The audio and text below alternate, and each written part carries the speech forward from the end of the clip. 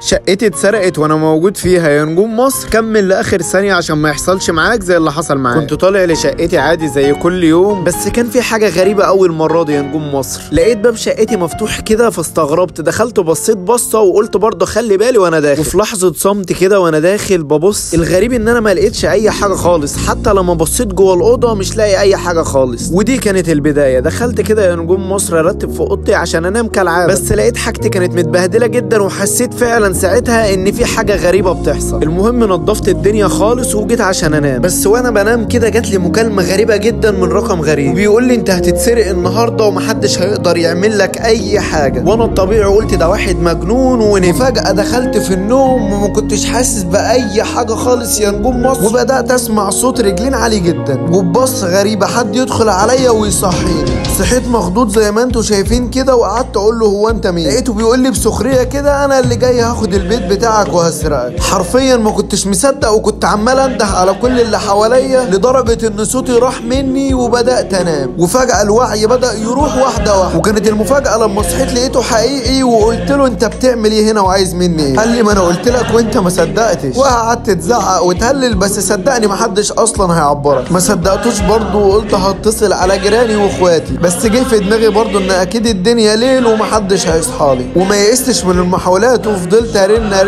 لحد ما زهقت خالص وقفلت. وجت عليا لحظه اليأس وقلت له طب انت عايز ايه؟ قال لي بص على اخواتك وحبايبك سابوك، بس انا هنا كل اللي في دماغي ان هم ما سابونيش، وان اكيد هيجي الوقت اللي فيه النور. وفجاه ضحك كده وقال لي طب استنى النور سيب لي البيت. وهنا جت اللحظه اللي اتربطت فيها بس من قلبي، والله كنت اتمنى ان دي فعلا تكون قصه شقتي، بس للاسف دي قصه سرقه الوطن العربي وتفرقتنا. بس انا واثق من اليوم اللي هيجي فيه شعاع النور، وان هيجي اليوم اللي احنا هنقدر فيه نرجع ارضنا، واتحاد العرب هيجي ولو بعد سنين. وده مش مفتاح شقتي، دي القطعه اللي في قلب كل عربي مسلم، والقطعه دي مسلوبه غصب عننا بس هي في قلبنا. ودامت هذه البلد قضيتنا.